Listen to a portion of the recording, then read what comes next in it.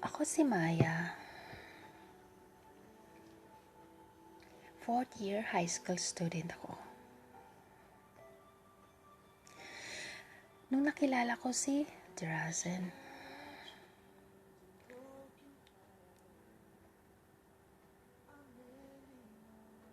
magkatabi lang kasi yung classroom namin noon.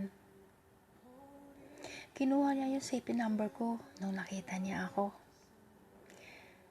Nung una, hindi ko siya pinapansin pero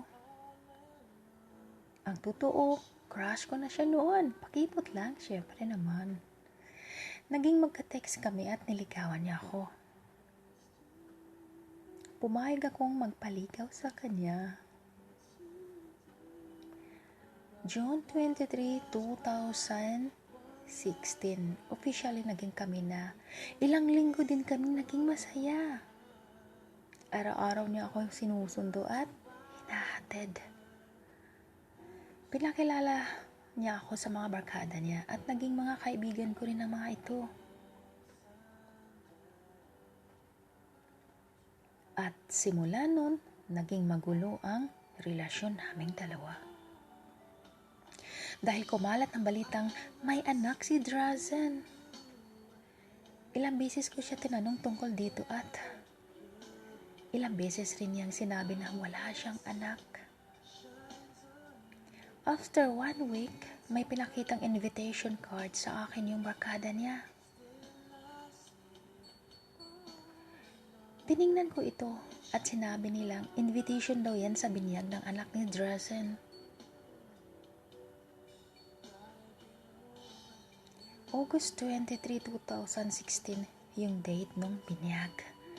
Hindi pa rin ako naniwala sa kanila kasi mahal ko si Drazen at may tiwala ako sa kanya. August 23, 2016, second monthsary na namin. Sobrang saya at excited ako kasi magkikita kami ng taong mahal ko. Pero hindi nasang dadating siya na may amoy alak at umaming nagpunta sa binyag. Binyag ng anak niya.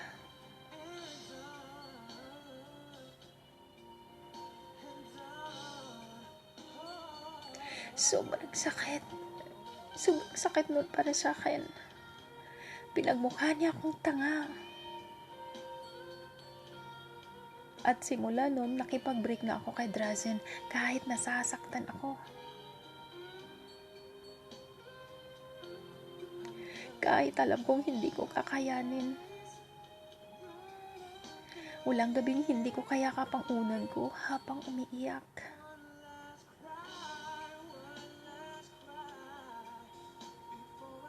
Walang araw na pumapasok akong namamaga ang mga mata ko. Walang araw na hindi ako malungkot at nagpapakalasing.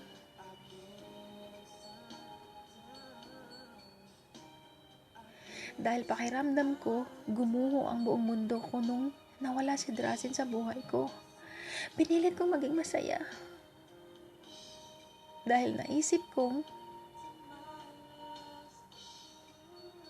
inilayo lang ako ng tadhana sa maling lalaki. At inisip na hindi talaga siya para sa akin. At tinanggap ko na hindi kami para sa isa't isa. Thank you. This is Teji Allen Dog.